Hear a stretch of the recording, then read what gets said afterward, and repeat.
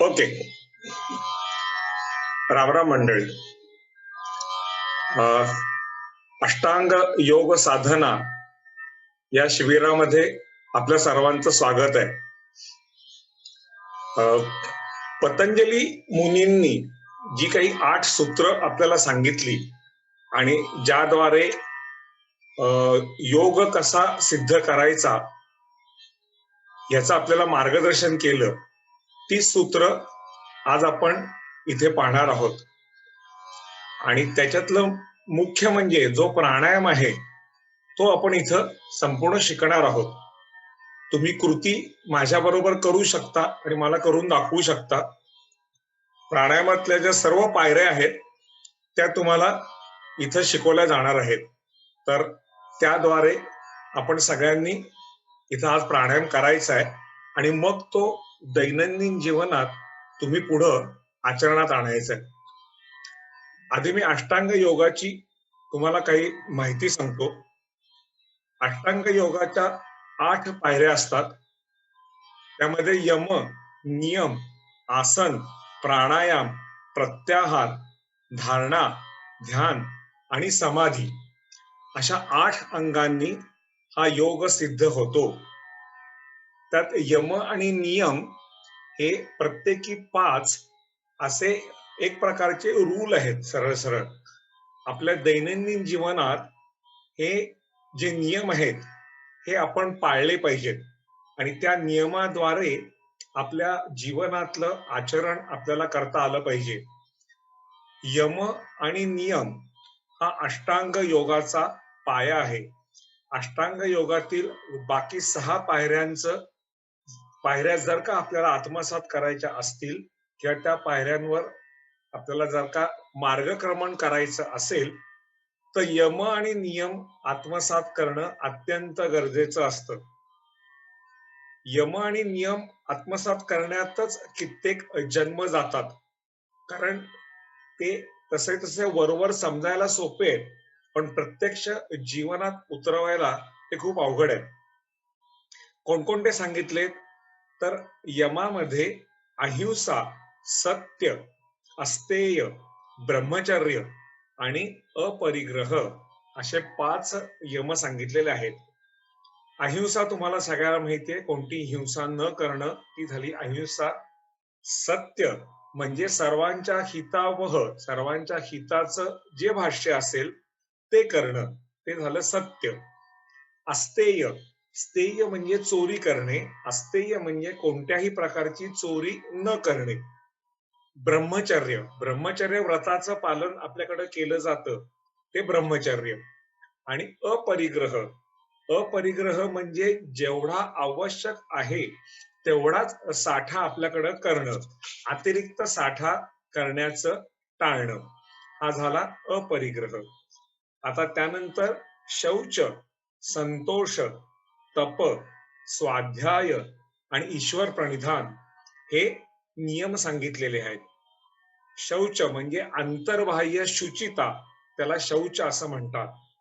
संतोष म्हणजे आनंद, संपूर्ण जीवनात आपल्याला आणि आपल्या बरोबरच्या लोकांना आनंद देणं, हा झाला संतोष. तप, तप म्हणजे एखादी गोष्ट पूर्ण होतोपर्यंत तिचा सातत्यानं प्रयत्न करत राहणं, जणू काही आपण तपश्चर्या करतोय असं समजून, ते झालं तप. स्वाध्याय, स्वाध्याय मध्ये कुठल्याही विषयाचा पूर्णतः अभ्यास करायचा, एखाद्या विषयाची पुन्हा पुन्हा केलेली आवृत्ती म्हणजे स्वाध्याय, तर तो करायचा.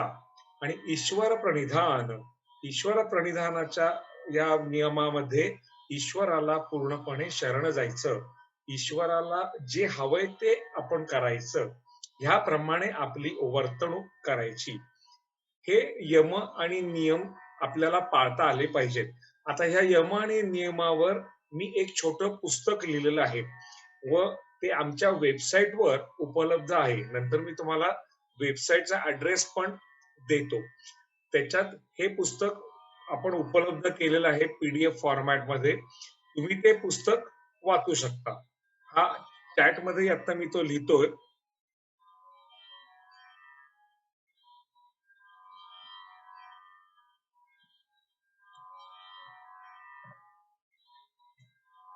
हे वेदांतमार्ग.com ही आमची वेबसाईट आहे.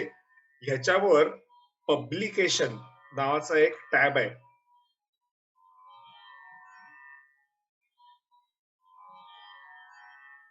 या पब्लिकेशन टॅब मध्ये आमची सर्व पुस्तकं, माझी एकूण प्रकाशित 9 पुस्तकं आहेत. ती सर्व पुस्तकं तुम्हाला वाचायला मिळतील आणि तसेच आमच्या 12 सीडी आहेत. त्या सगळ्या सीडी पण पाहायला मिळतील. त्या पुस्तकांचं पण पूर्णतः पीडीएफ डाउनलोड तुम्हाला करायला मिळते आणि त्या सीडी पण त्याचे जे MP4 MP3 ट्रॅक जे असतात ते पण साईटवर पूर्णपणे टाकलेले आहेत, तर तेही तुम्ही घेऊ शकता. जर का तुम्हाला कोणत्याही सीडीची किंवा या पुस्तकाची फिजिकल कॉपी हवी असेल तर तुम्ही आम्हाला त्याची ऑर्डर करा. ते स्टोअरच आहे ऍक्च्युली, ते त्याच्यात तुम्ही ऑर्डर करू शकता. त्याचं पेमेंट तुम्ही जमा केलं की आम्ही कुरिअरनी तुम्हाला ते पाठवून देऊ. असं आमच्या त्या वेबसाईटचं खरं स्वरूप आहे. तर तुम्ही यम आणि नियम जे मी आता सांगितले त्याची विस्तृत माहिती तिथं वाचू शकता आणि ते आत्मसात करून घेऊ शकता. ह्यानंतर जी पुढची पायरी आहे म्हणजे योगाची तिसरी पायरी, ती म्हणजे आसन. आसन म्हणजे तुम्हाला माहिती आहे, शारीरिक वेगवेगळ्या प्रकारची आसनं की ज्याद्वारे आपल्याला शरीराला व्यायाम मिळतो. काय आहे, आपल्याकडे सांगितलंय की शरीराला पुरेसा व्यायाम मिळाला नाही तर आपल्याला जेवण्याचाच अधिकार नाहीये, असं आयुर्वेद सांगतं, शास्त्र असं सांगतं. तुम्हाला एकदा जर का अन्न ग्रहण करायचं असेल, जेवायचं असेल, तर एक वेळा तुम्हाला मेहनत केली पाहिजे, अंग मोडून कसरत केली पाहिजे. तर त्यामुळे व्यायाम ही अत्यंत महत्वाची पायरी आहे.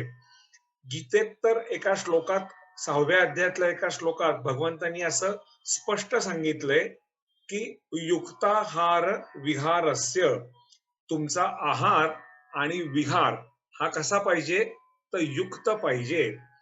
तुम्ही एकदा खाणार असाल तर एकदा व्यायाम करायचा. आता मग तुम्ही दिवसाकाठी किती वेळा खाता, तितके वेळा व्यायाम करता का, हे ज्यांनी त्यांनी आपापल्या मनाशी संधान बांधून पहा.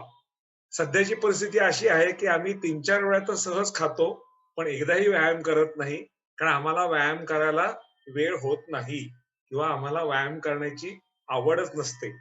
तर त्यामुळे व्यायामाचा अभाव हे अनेक रोगांचं कारण आहे. युक्ताहार विहार असते, ह्याच्यात तेच सांगितले की तुम्ही जर का तुमचा आहार आणि विहार हा युक्त ठेवलात तर तुम्हाला काहीही होत नाही. आणि किती वेळा खायचा तो विषय निघालाय म्हणून त्याच्याकरता हा दुसरा एक वाक्य सांगतो आयुर्वेदातलं. एकदा जो खातो म्हणजे एकदाच फक्त जो जेवतो तो योगी, दोनदा जो जेवतो तो भोगी. आपण सगळे भोगी अवस्थेत असतो, त्यामुळे आपण किमान दोनदा तरी अन्न ग्रहण करतो. योगी काही आपण कोणी नाही आहोत.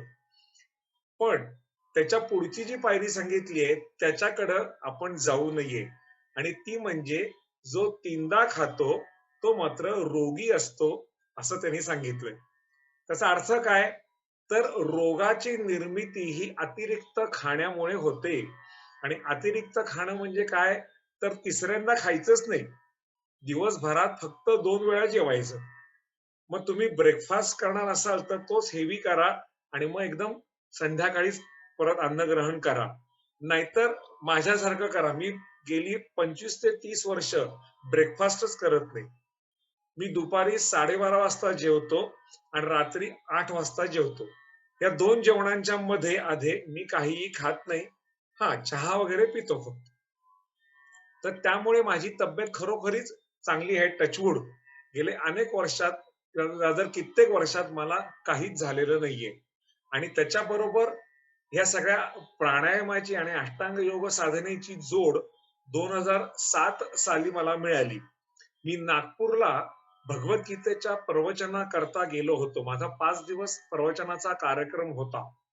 तर त्यावेळी माझी डॉक्टर क्षीरसागर यांच्याशी गाठ पडली आणि त्यांनी मला हा प्राणायाम शिकवला जो मी आता तुम्हाला शिकवणार आहे.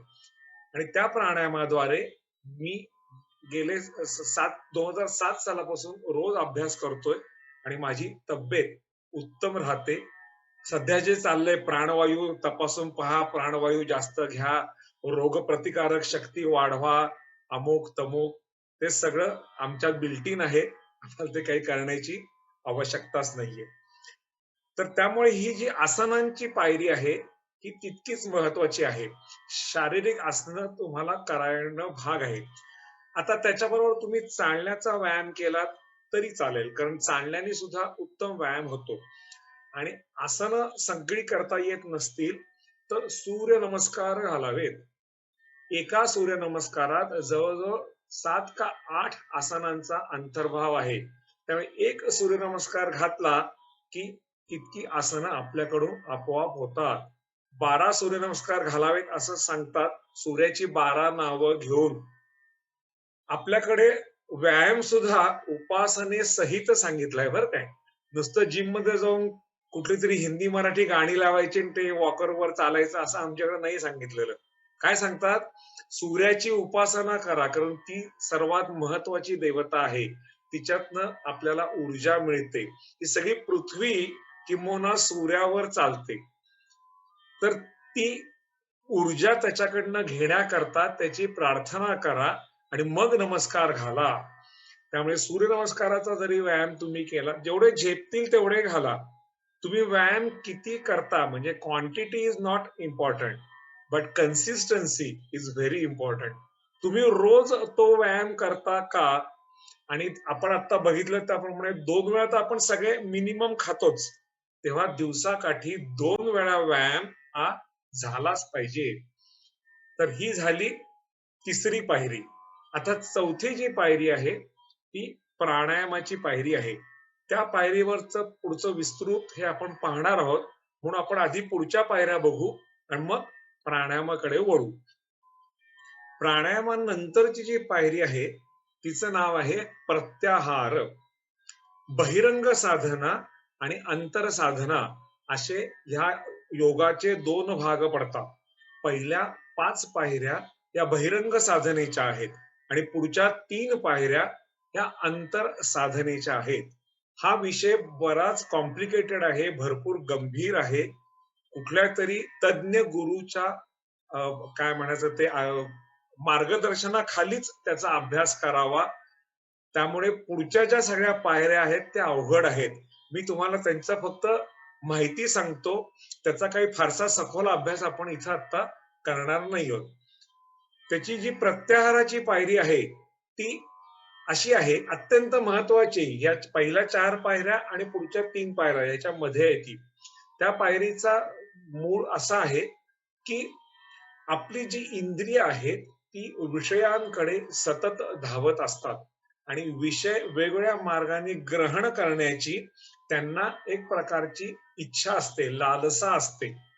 ह्या इंद्रियांना त्या विषयांपासून आवरून आपल्या अंतर आत्म्याकडे, अंतर गोलकाकडे वळवणं म्हणजे प्रत्याहार आहे. इंद्रियांचा जो आहार आहे तो त्यांना न देणं म्हणजे प्रत्याहार करणं. मग आता इंद्रियांना विषय द्यायचेच नाहीत का, असा प्रश्न आपल्या मनात निर्माण होईल.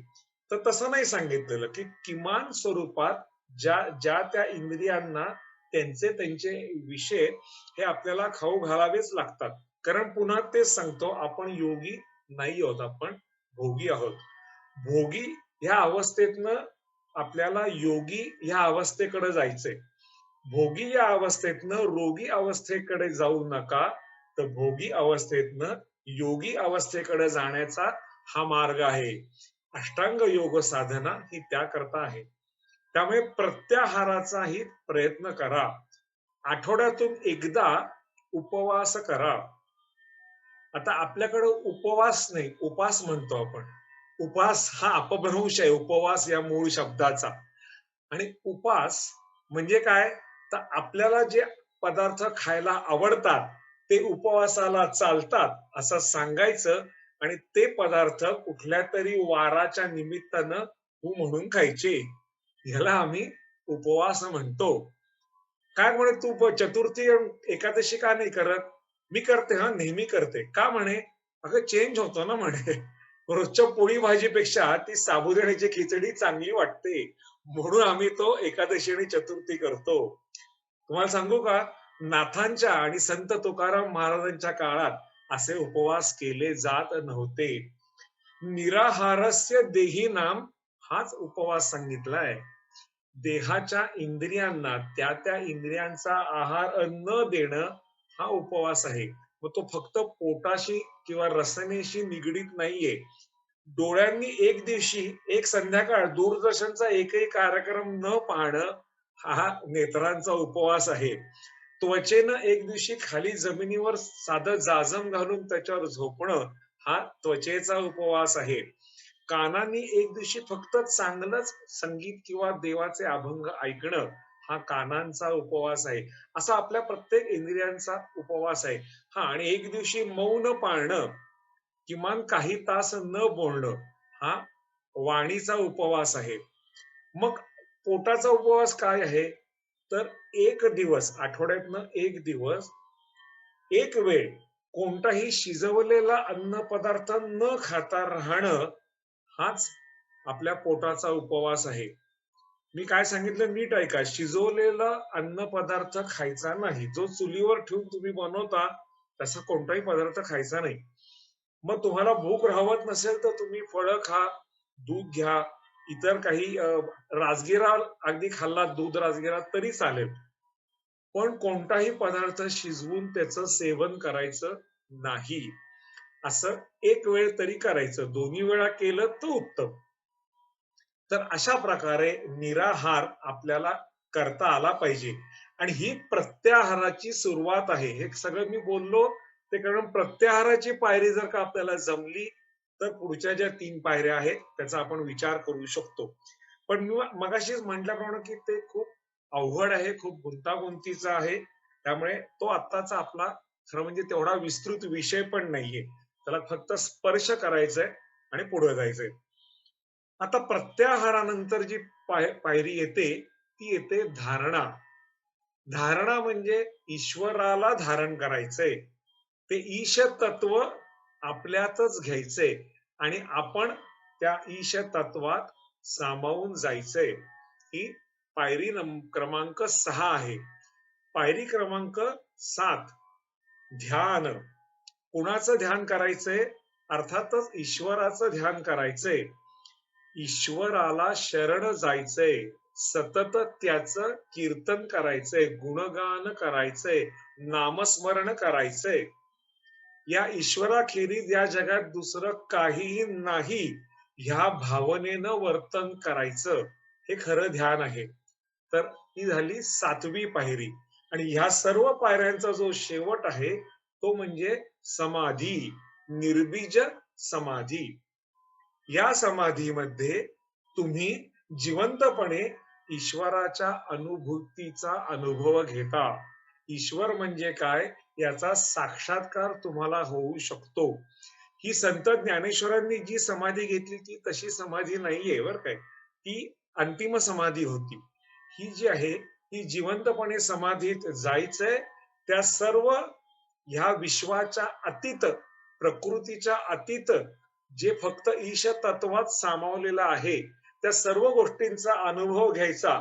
मनाला फक्त सच्चिदानंद परमात्मा ह्याचा अनुभव घ्यायचा आणि पुन्हा या दुःखरूपी संसारात माघारी यायचं, अशी ती समाधी आहे. तर ह्या 8 अंगांनी हा योग सिद्ध होतो की जो पतंजली मुनींनी आपल्याला सांगितलेला आहे. आता ह्याच्यातली जी प्राणायामाची पायरी आहे ती आज आपण इथं विस्तृतपणे शिकणार आहोत. प्राणायाम. प्राणायाम या शब्दाचा अर्थ प्राणाचे आयाम. आयाम म्हणजे आत घेणं. प्राणाला आत घ्यायचं म्हणजे प्राणायाम. आता प्राण म्हणजे काय हो? तर प्राण हा एकच आहे, तो म्हणजे प्राणवायू. बाकी सगळं गौण आहे. तुम्ही अन्न पाण्या वाचून राहू शकता पण हवे वाचून राहू शकत नाही. निर्वात पोकळीत तुम्हाला जर का ठेवलं आणि दार लावून घेतलं तर तुम्ही 2 मिनिटात आरडाओरडा करून तिथून बाहेर याल. कारण ऑक्सिजन शिवाय आपण जगू शकत नाही. आपणच काय, जेवढे जेवढे इथं सजीव जीवसृष्टी आहे ती कोणीही ऑक्सिजन शिवाय जगू शकत नाही. हा ऑक्सिजन काय कार्य करतो, शास्त्रीय कार्य त्याचं बघून घेऊ. आपल्या शरीरात अनंत पेशी आहेत, काही अब्ज पेशी आहेत म्हणे, आणि त्या पेशींनीच आपलं शरीर बनलेलं आहे. या पेशींचं खाद्य काय आहे? तर प्राणवायू. त्यांना दुसरं काही लागत नाही, त्यांना फक्त ऑक्सिजन लागतो आणि त्या ऑक्सिजनवरच त्या पेशी जगतात.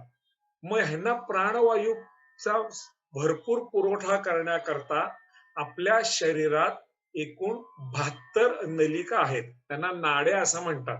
72,000, 72 नाही, 72,000 नाड्या आहेत आणि त्याचं संपूर्ण जाळं त्या नाड्यांचं आपल्या शरीरात पसरलेलं आहे.